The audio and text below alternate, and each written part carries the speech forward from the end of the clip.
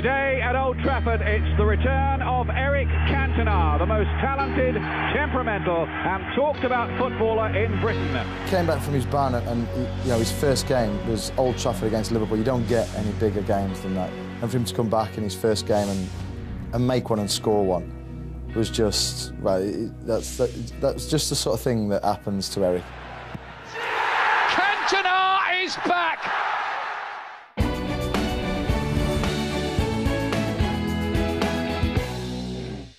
Cantona came back in October '95 with United chasing Newcastle. It became the Premier League's most famous race for the title. United were not league leaders. Newcastle United were the league leaders, and at one point opened up a 12-point gap over Manchester United, which Manchester United began to slowly claw back. You know, we'd come in Newcastle after winning 4-3 or 3-3 draw, and we'd had Man United get on. They won 1-0. Yeah, Schmeichel played brilliant, and Cantona scored.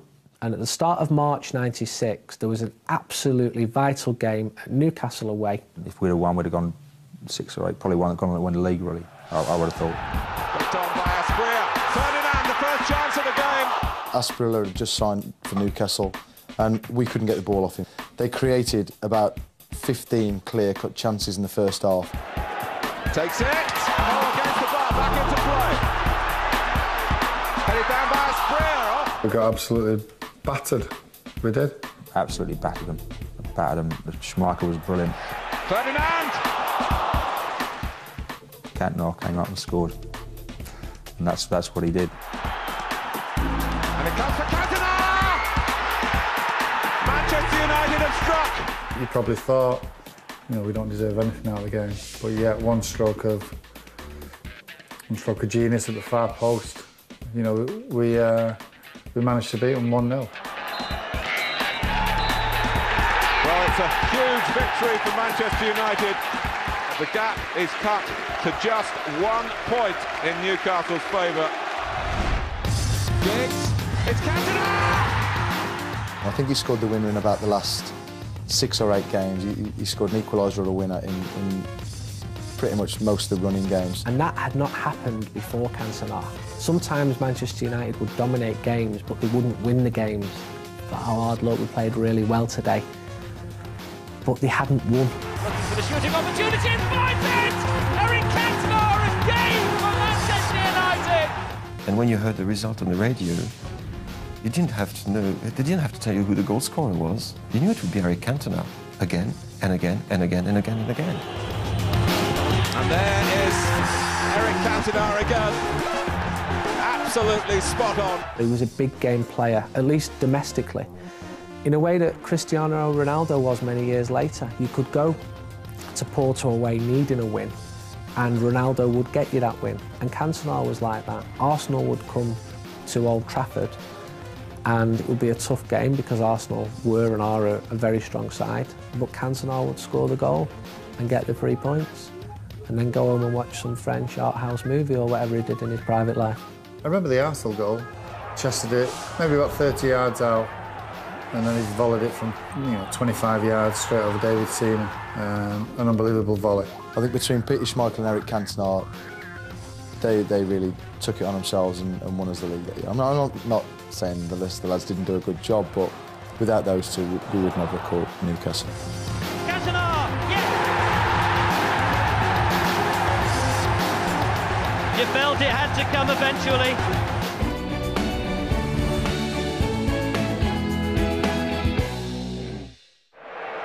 His 5th and final season at Old Trafford was as captain. He was not the sort of person whom you think could lift a dressing room or deliver a tactical speech. But on the other hand, obviously, he had this huge charisma, and he led by example. But 2 options to the left. Cantona! He was the captain because technically he was the best, because also he was a fighter. But he was not a man like Roy Keane, for example, or a Tony Adams, some people you would immediately think as great captains, who not only led by example on the field, but also had the capacity to lift people with speech and be true representatives of their club. I mean, he was a great representative of Manchester United, but not that way. don't think the armband. I think the armband weighed a little bit heavily on his arm, strangely enough. Cantona's lovely little touch to lay it off for Giggs. Cantona remained influential throughout as a fourth title was duly won. And then it all ended, as suddenly and surprisingly as it had begun. He felt that his heart was not quite in it, that the season of the comeback was the season when he could prove what he could do, who he was. And he'd done it. And once he'd done it, what else was there to do? You know, we had a poor performance in the European Cup. I think we got beat by Dortmund at home, got knocked out by them.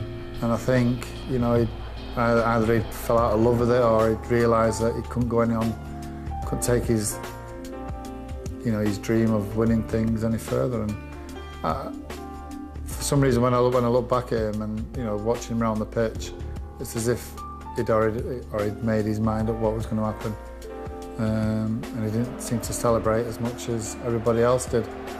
And it was a sad day, really. Well, it was a massively sad day.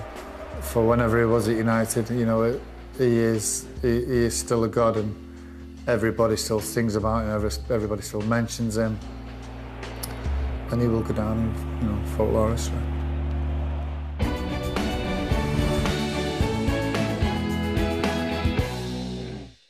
Eric Cantona's signing for Manchester United, it wasn't so much a signing as a marriage when he and Old Trafford and Sir Alex came together. I think Alex Ferguson saw that he had a little pocket there for Cantona that would be perfect for him in a team that could really play around him and play off him. And I think when he got to Old Trafford, I think he found his home, if you like.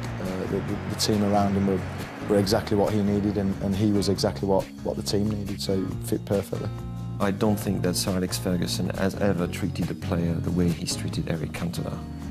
Eric Cantona was forgiven an awful lot of things, got away with an awful lot of things that no other Manchester United player, past, present or future, will ever be forgiven. I also know that other players resented a little bit the fact that he was cut so much freedom. Yes, he was late at times going to the training ground, generally because he got lost in his car, typical.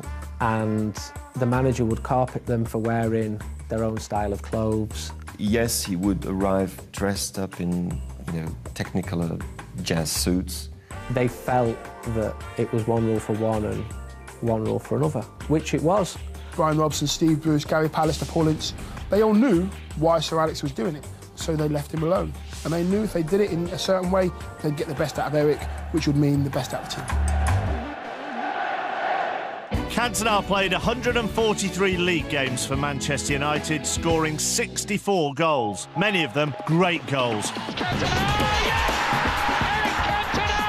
I really enjoyed the way that Eric Cantona played his football. I think there was a kind of a kindred spirit there. I think he really didn't care what other people thought about him.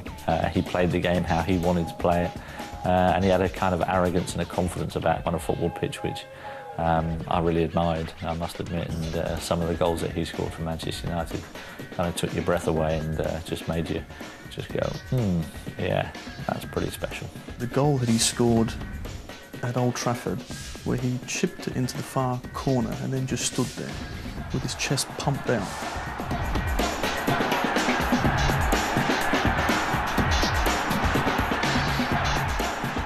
He scored a few goals against Southampton, and I have to say the defenders in the Southampton side never enjoyed playing against him. You know, he wasn't the quickest player in the world, but he was strong and he had a sense of timing and a knack of finding space in games. I was the charger in the wall. It's Cantona who's going to try it, and what a goal! He just ran up and spanked it. And to beat Dave Seaman from distance, you know, doesn't really happen. It was a very tight game, and it was going to take something pretty special to win that game, and, you know, Eric Cantona produced it. With great players, that's the problem. They can be quiet, and then all of a sudden, when that one chance is there, they do the business, and they hurt you quite a lot, and Eric was certainly one of them. Now Manchester United fans have been spoiled by so many championships, but at the time, to say you're champions of England was a huge thing. I remember growing up in the 80s, and it was Liverpool, Everton, occasionally Arsenal. never ever United. And Cantona had delivered in a very tangible way, with trophies.